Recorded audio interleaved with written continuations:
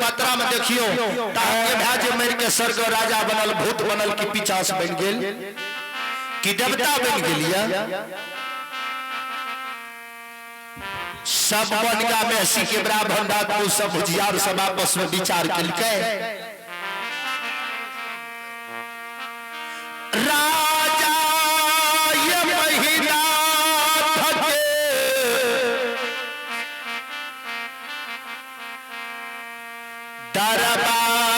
दरबार यई बनगमिया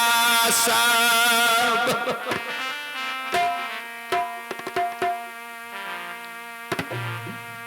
अब भोरे भोर राज दरबार में सभा लगा दिल के राजा महिनाथ जी राजगद्दी पर जे बैसल रहे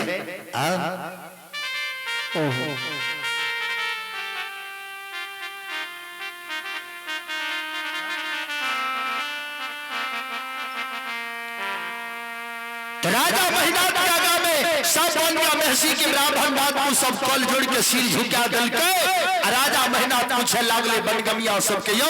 बनगा महसी के ब्राह्मण डाकू सब तहन अपने सब कहियो कोनो बात विचार भेलैये बनगा महसी में से यहाँ सब आइ भोरे भोर द्वार में सभा लगलिए या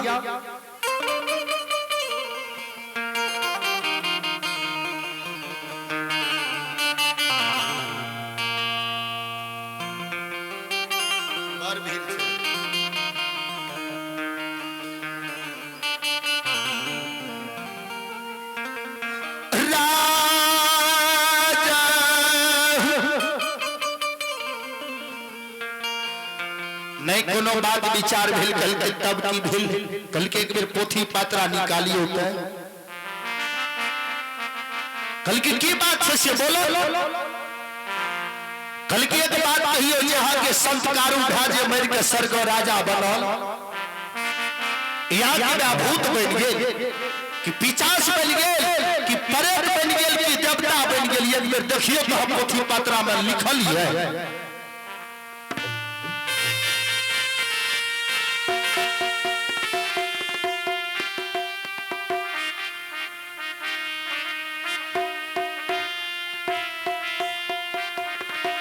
सब बनगा महसी के ब्राह्मण डाकू सब के बाणी सुन के राजा महिनाथ कहल के यो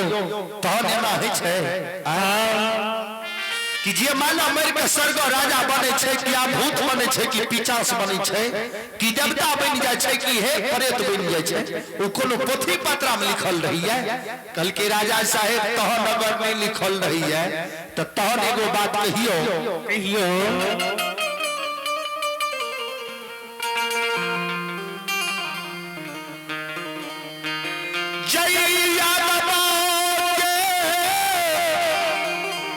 बली में या यहाँ पढ़ लिख के विद्वान पंडित बन लिए या चार्ज बन लिए या पियास कवि पर बैस के भागवत बांटे छिए राजा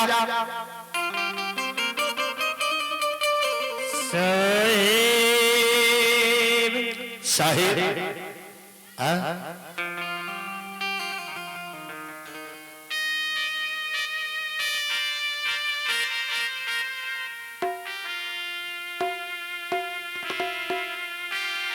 आए वह यादव के वंशावली में यहाँ के छोटा भूत के पूजा क्या रही है राजा यो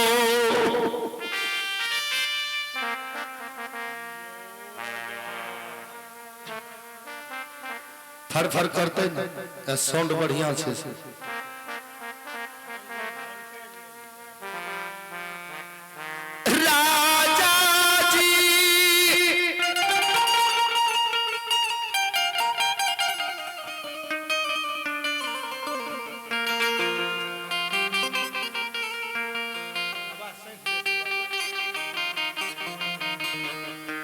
जय यादव के वंशावली में यहाँ पंडित बलिए वही यादव वंशावली में यहाँ के भाव आभूता के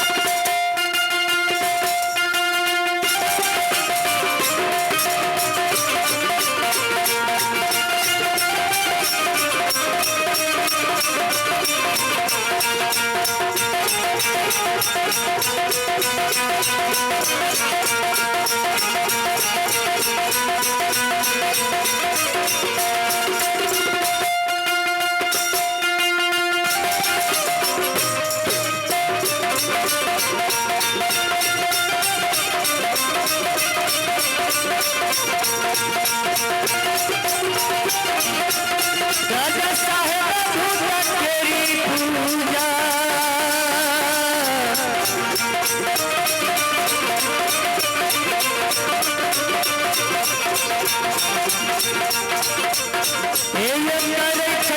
राजा जी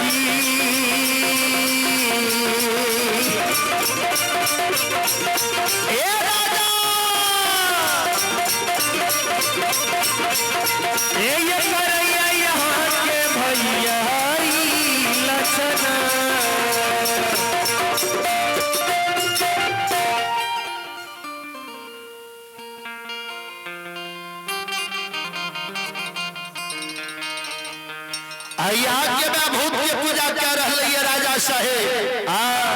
जल लियो तो मैनाथ राजा पंडित जी जे सुनल के बन गमिया सबके बानी तो बनगा में सी के बराबर बात को बुझियार सबके कहे यो तहन कहियो एना ही छै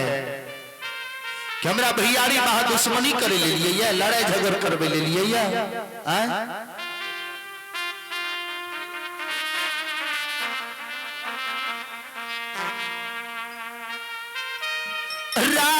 राजा महीना बाबा श्रुत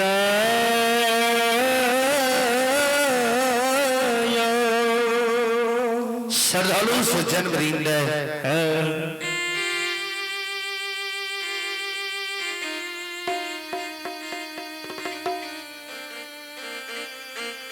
कल के राजा साहेब हमें किया यहाँ के दुआ भैयारी में लड़ाई झगड़ लगा कल के तब कल क्या तो समय बीत गए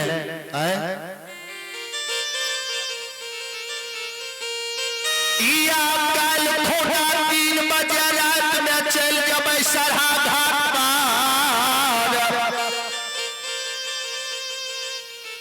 जखनी 4 बजते ने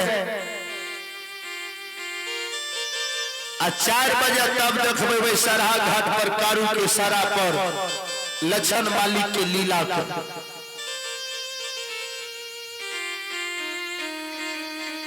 इतना बात कह के सब बनगा महसी के ब्राह्मण राजपूत सब अपन घर चल गए।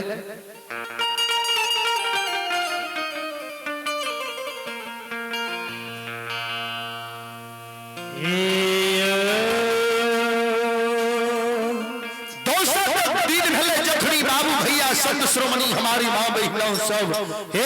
जखनी वन में कोयल आवाज दिए लागले ने देखियो ठाकुर जी की लीला कहीं दया कहीं माया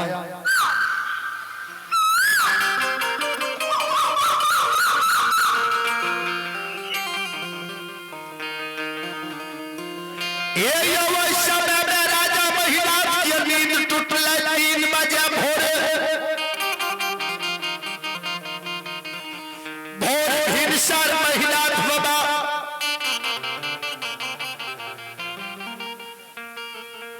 चल गए वही सरहा घाट पर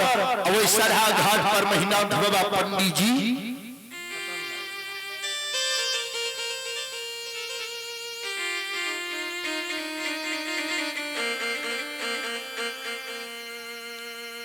वही झोआ के तौर में छिप गया। 4 जे बजले तो लक्ष्मण बाबा महपुरा से सिकिया के डलिया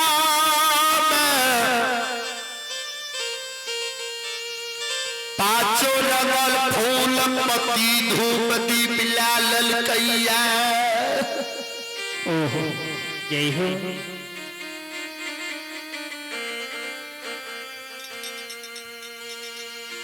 लक्ष्मण बाबा एगो क्या कदी के कमंडल में लालन के सोना की चिलम में चांदी के गीटी दाग लालन के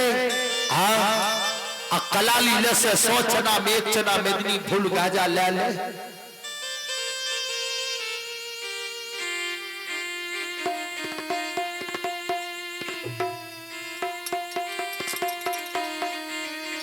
ये यो नदी 3 जुगा में जाके असलान क्या ले नदी 3 जुगा में ये कमंडल जल भर लिया।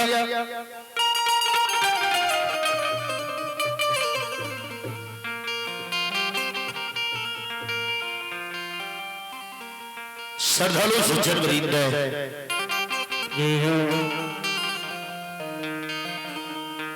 ये कमंडल जल भर के महीना लक्ष्मण बाबा कारुबई के सारा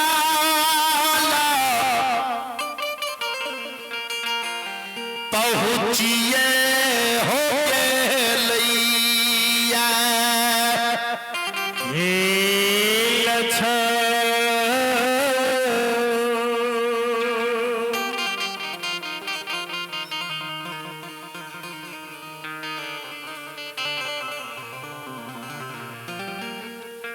जघड़ी भैया कारू के सारा पर पहुंचले लक्ष्मण बाबा।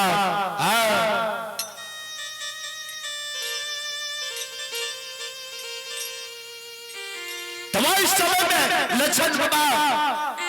भैया कारू के सारा के नींद पहुंच गए। अधोक दीप जगा दे फूल पत्ती चढ़ा दे।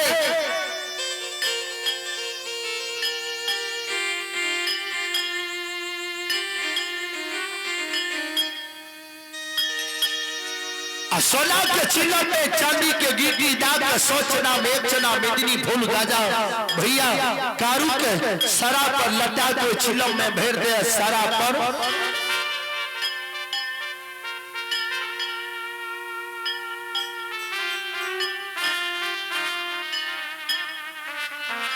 सोना के चिल्लम में गुल डाके वैसा घाट पर दूध के धार दे गाजा चढ़ा दे। अब भैया कारू के समाधि वैसा पर समाधि लगा के भैया के पुकारे हे भैया कारू कारू।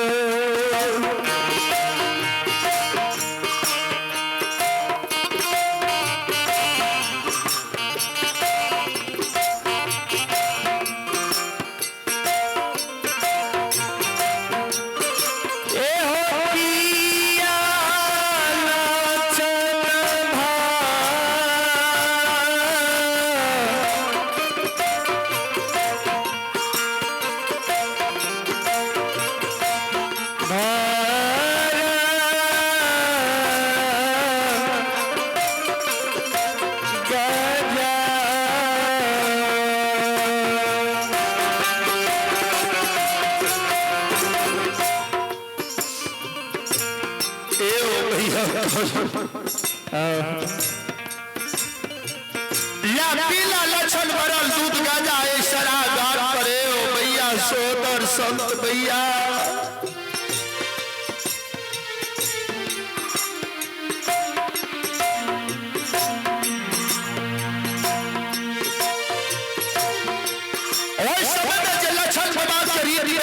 महीना बाबा पंडित जी जे देखे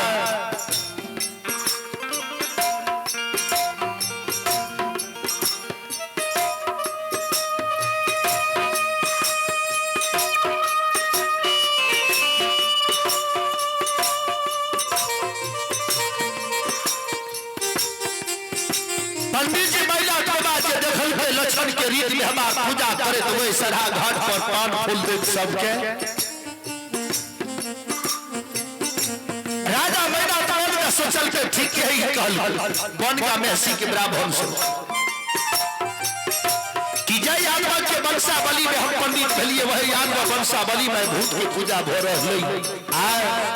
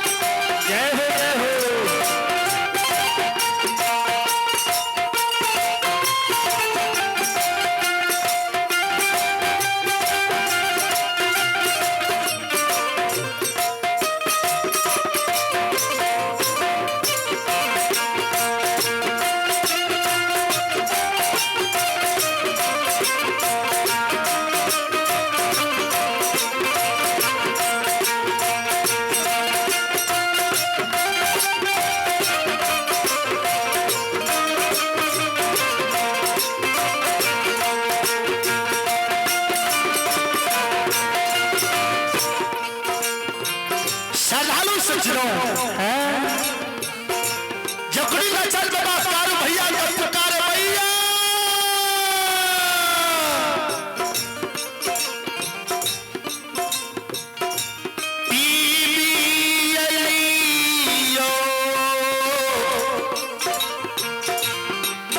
लक्षण भरल दूध गजा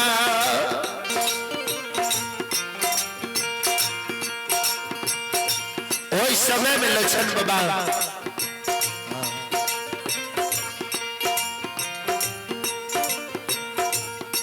जखनी पुकार के दादा में राजा महीना तो बाबा पंडित जी आके थार भा जाए आ लक्षण बाबा का आवाज दिए लागले ए हो लक्षण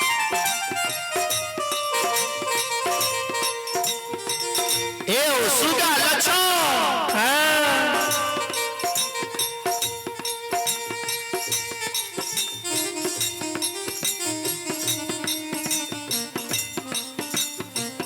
राजा महीना का बात लक्षण बाबा सुने सरहा घाट पर मन में सोचे ई त राजा महीना भैया पंडित जी के बात आई लागे छ पूजा करे हम पकड़ा गेलिए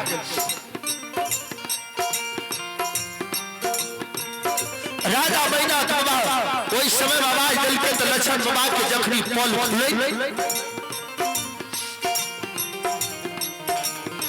ओई राजा भैया पर जखनी नजर पड़ले लक्षण बाबा के तो सोतल जोड़ दिलके लक्षण बाबा राजा महीना के चरण पर